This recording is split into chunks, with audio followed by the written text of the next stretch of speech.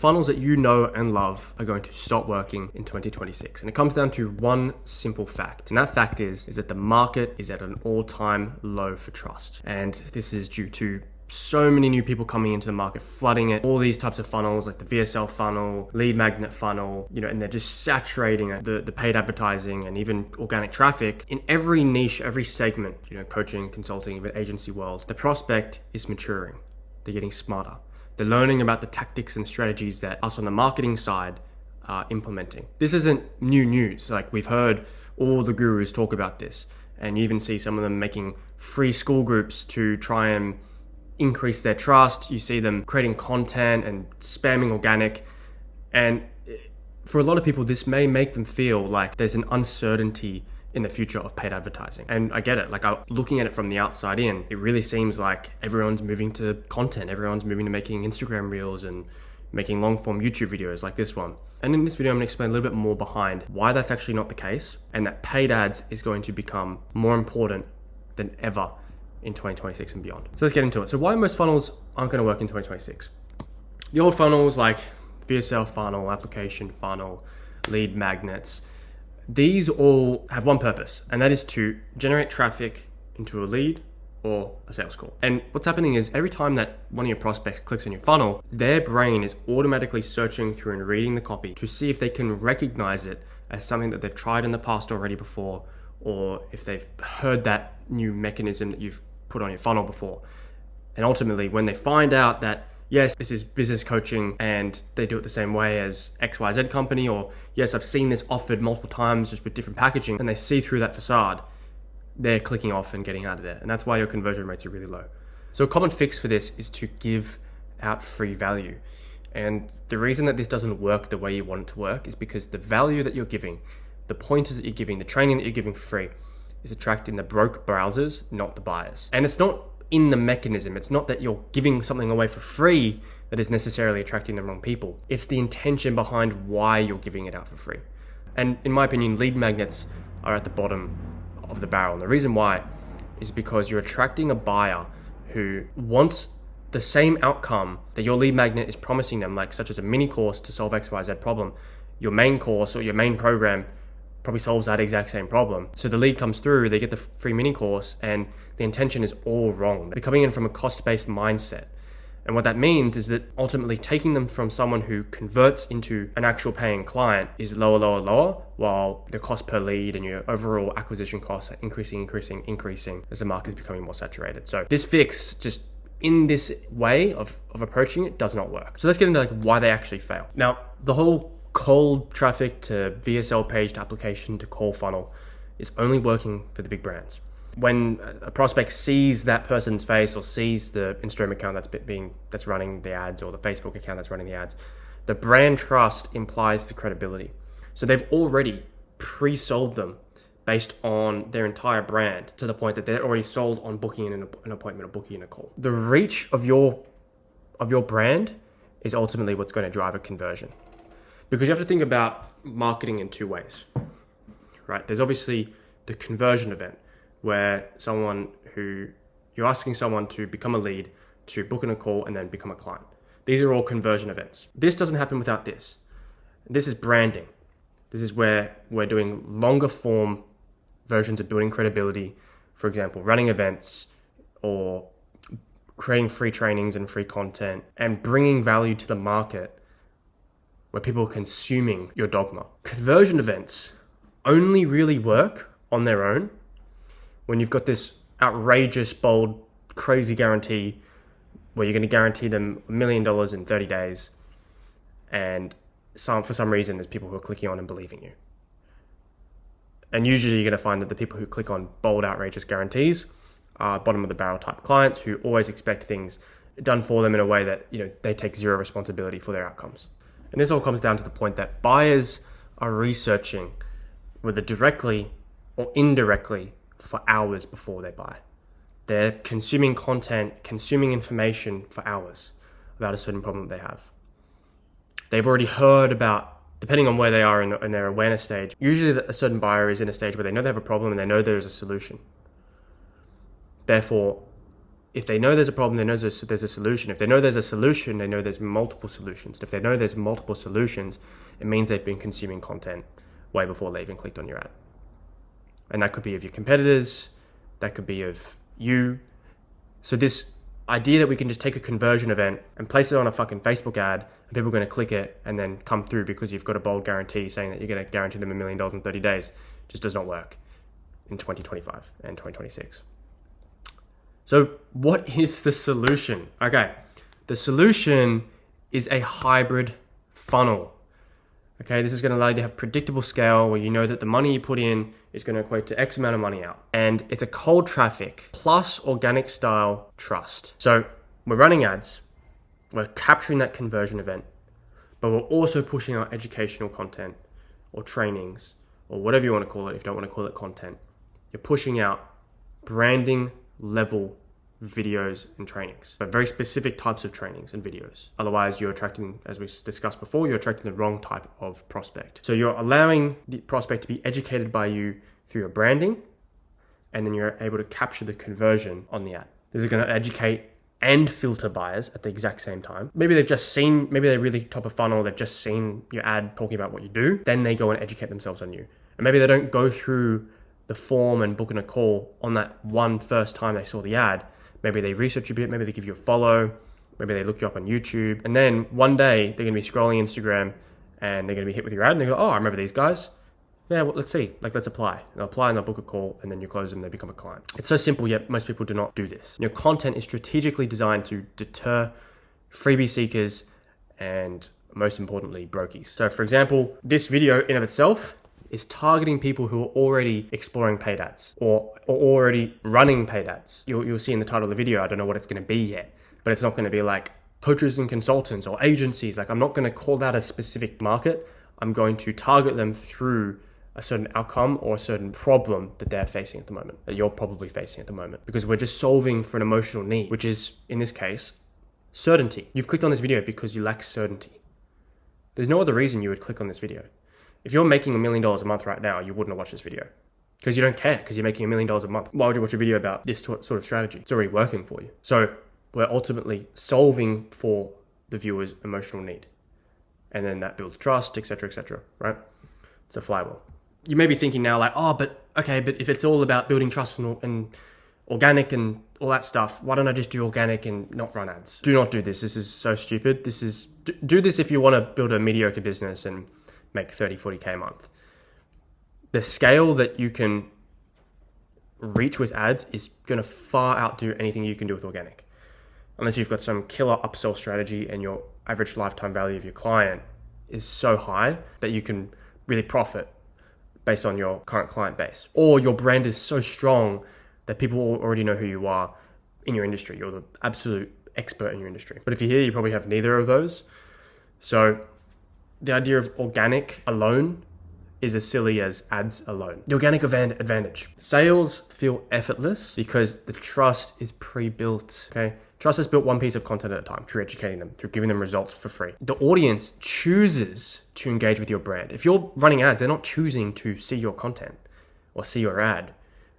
That's just popped up on the feed. But if they follow you, if they're watching your stuff, if they've actively searched you up and are trying to watch and learn about you and the way you do things, they're choosing. That's a choice they've made. And people who do things based on the choice they make are more likely to buy. And the relationship that they've built with you through the screen makes the sale a logical next step. There's a lot of people out there who have built a big personal brand and then make a quick cash injection and sell some shitty course or program or training or agency service, and maybe they'll make a couple million, but then they'll dry up their audience real quick and they have never any predictable traffic and they didn't have a system to pre-sell cold traffic. They'll just dry up their current audience and then do not know what to do next. This has happened so many times. You really need to understand what you're really selling. If you're selling tangibles, if you're selling a deliverable, like you're going to get 3 Facebook ad creatives made for you, and we're going to write the scripts, and then you get 3 one-on-one calls or whatever it is, you are a commodity. They're comparing your service based on deliverables. So you need to win cold traffic by selling emotional needs. People only buy based on emotional needs. They only buy based on emotional needs. They never buy anything through logic. Everything is emotional. Every decision you make is an emotional decision. Logic is used to justify an emotional decision on all facets, even B2B, if you're selling, even selling enterprise level, even selling to governments. You're dealing with, let's say in government, you're dealing with some sort of government employee who has their own personal needs and a budget behind them to fulfill on their personal needs of getting a pay rise or whatever. So you're selling to that individual. I'm not going to get into it in this video on the emotional needs that there are, because that's a whole other sort of training and how we approach that in the copywriting. But you need to understand that you do not sell deliverables, you sell a solution to an emotional need that they have. If they need certainty, it's because they're lacking certainty in generating sales calls and closing deals and getting clients. Or in the case of significance, right? It's big in the high ticket sales community where people really want, they're flexing commission checks they've earned every month. And there's a reason why. It's because the archetype of someone who's a sales rep is someone who requires the emotional need of significance being met. And usually if they haven't mastered their self, that's through others validating them, by beating others in the amount of commissions they're earning. Completely devoid of any context to their life of how much money that they want to be making or how much money that they actually need, and even the hours that they're working. Someone could work 80 hours a week selling and make maybe, let's say 60K in a month, and people will congratulate them and that's like the most important thing to them, that while they're completely checked out with their family, they're not talking to their partner, they ignore their parents' calls, and it's all for 60K. But that's why emotional needs are so powerful, is because it's not logical. So that person is going to buy or invest time into something that solves the need of significance. So if you're selling sales training, you're not selling sales training to sales reps because they want to learn some cool new skills. They probably have the two needs of significance and certainty. What they really want at the vast majority, and depends on there's niches within niches, right? You've got sales reps, you've got high ticket sales reps, you've got insurance sales reps, you've got whatever. And then you've also got, there's so many layers to it. There's people inside, let's say high ticket sales reps who have a role, don't have a role, already invested, haven't invested.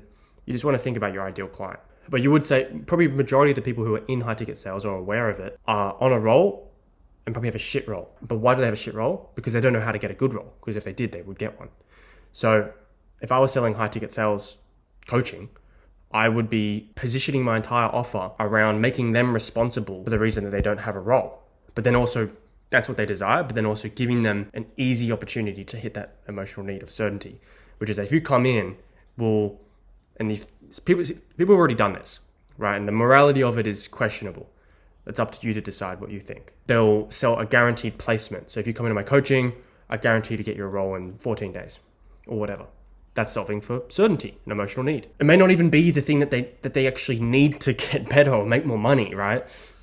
The chances are that that rep will go on that account and it may be a shit business. They may not have the skills yet. It's so dependent on the individual.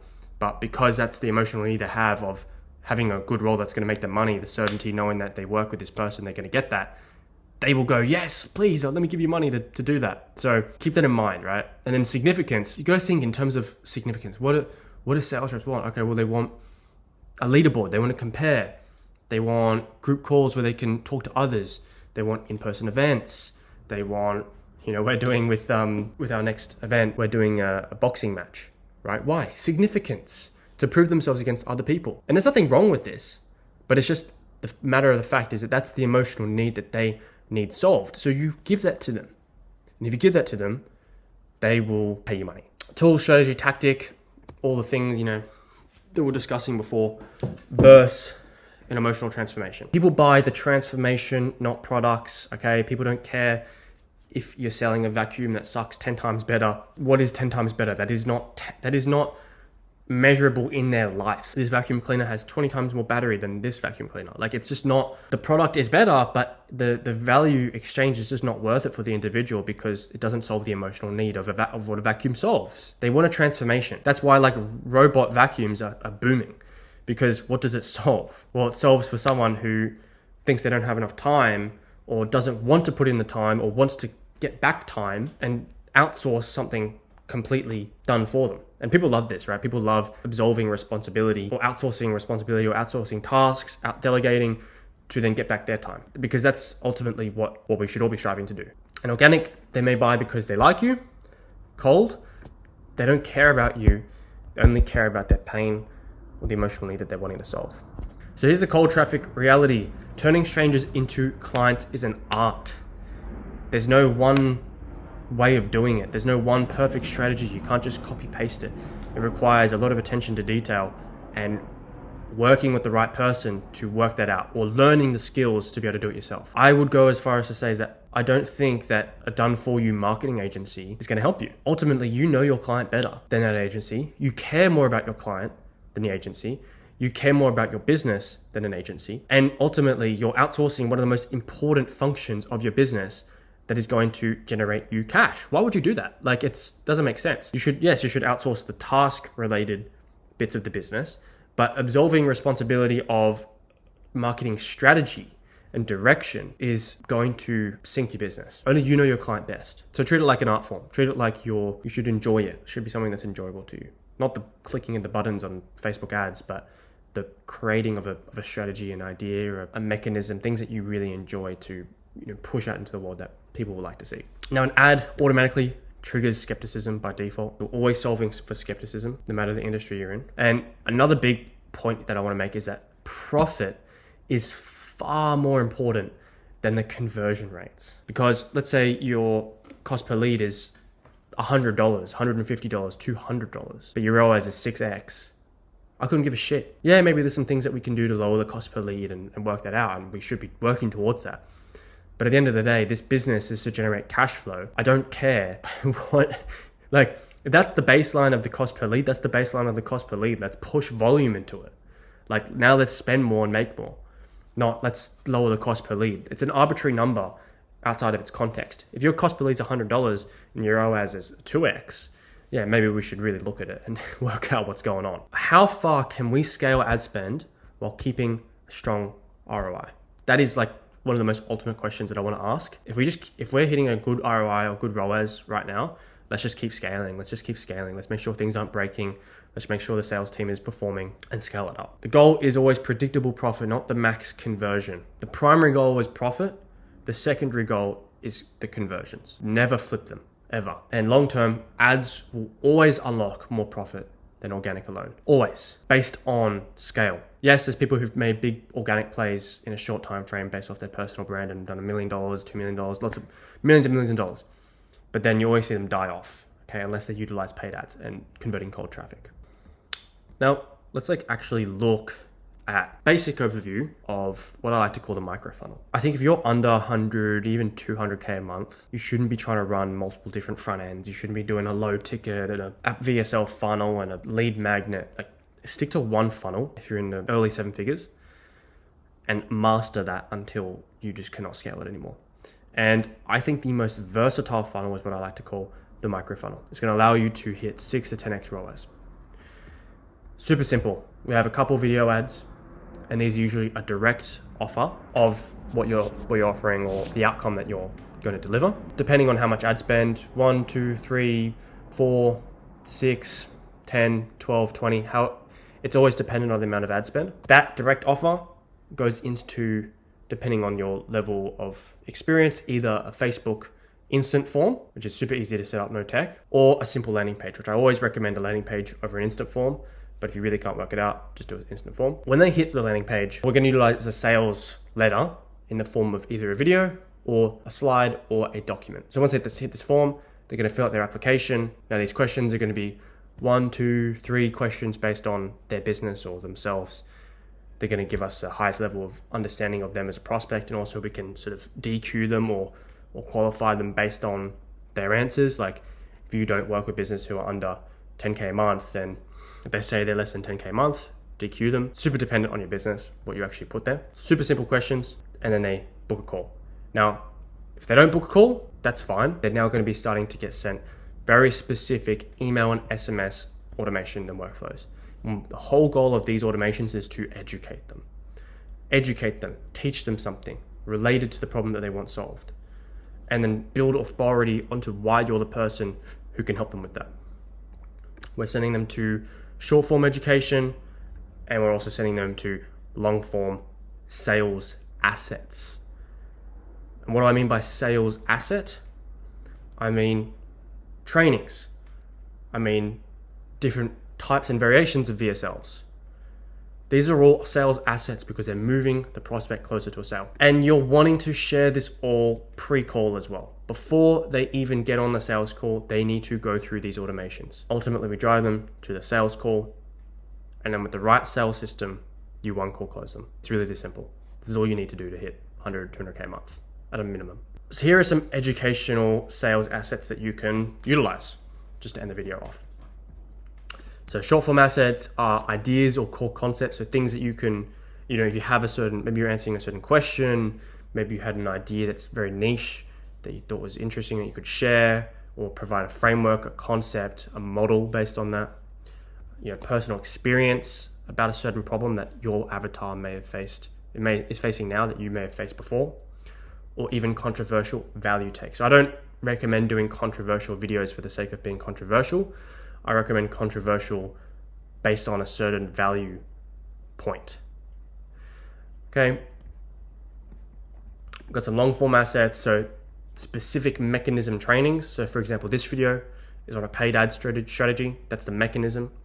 Podcasts, you could do them with clients, you could do them on your own, either or people in the industry. And the massive one is a one-to-one client testimonial video where you deep dive into how you helped them, how you worked with them, what you solved for, problems they faced, challenges they went through, and then ultimately the result that they've gotten from working with you.